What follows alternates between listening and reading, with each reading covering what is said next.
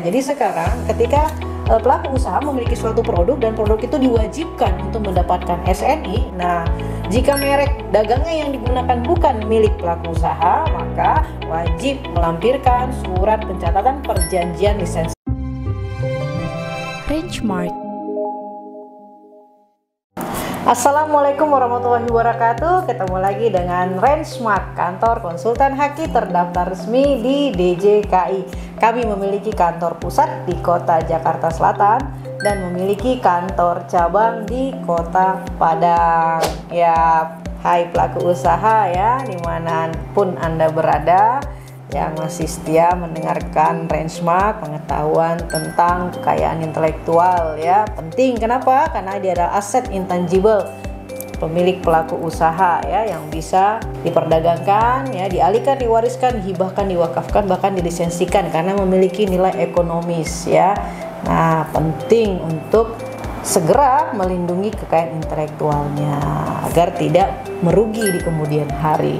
Baik, kita akan membahas pertanyaan yang masuk terkait pencatatan lisensi merek ya. Jadi sekarang ya, ketika pelaku usaha memiliki suatu produk dan produk itu diwajibkan untuk mendapatkan SNI ya. SNI adalah Standar Nasional Indonesia. Nah, jika merek dagangnya yang digunakan bukan milik pelaku usaha, maka wajib melampirkan surat pencatatan perjanjian lisensi merek terdaftar. Nah, itu ya. Jadi penting diurus dulu surat pencatatan perjanjian lisensi merek terdaftarnya ya, karena itu wajib dilampirkan ketika mengajukan permohonan SNI. Nah, bagaimana caranya? Tentu pertama harus disiapkan dulu sertifikat merek terdaftarnya, karena untuk bisa melisensikan suatu merek wajib merek itu sudah terdaftar. Terdaftar dalam arti sudah terbit sertifikat dan sedang dalam masa perlindungan ya selama 10 tahun. Nah, kemudian silakan ajukan permohonan pencatatan lisensi dengan melampirkan perjanjian lisensi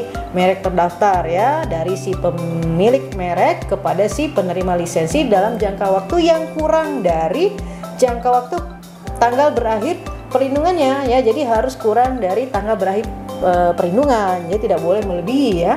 Nah, jadi misalnya perlindungannya mereknya misalnya Rangemart ya, untuk jenis barang mainan, misalnya mainan anak-anak ya. Kemudian Rangemart memberikan lisensi kepada pelaku usaha mau mengurus SNI-nya ya. Nah, maka perlindungan Rangemart yang 10 tahun dimulai dari contoh misalnya ya 1 Januari 2020 sampai 1 Januari 2030. Nah, sudah berjalan kan sekarang di 2024 ya, berarti sudah 4 tahun berjalan. Maka perjanjian lisensinya jangka waktunya adalah sejak tanggal ditandatangani perjanjian lisensi sampai dengan 31 Desember 2029 ya. Jadi tidak boleh melebihi dari tanggal berakhir perlindungan.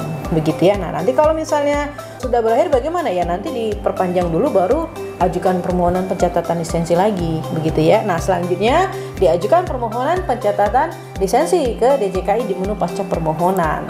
Begitu. Sudah diajukan, bayar biaya PNBP, diupload semua dokumennya, perjanjiannya ya, kemudian sertifikat, kemudian identitas si pemilik, identitas si penerima lisensi ya, kemudian baru terbit surat pencatatan perjanjian lisensi merek terdaftar yang bisa di-download, kemudian bisa dicetak dan dibawa untuk pengajuan permohonan SNI-nya. Begitu ya. Nah, kalau kurang paham atau tidak sempat, silahkan tunjuk kuasanya, yaitu konsultan haki yang terdaftar resmi untuk memproses surat pencatatan perjanjian lisensi merek terdaftar.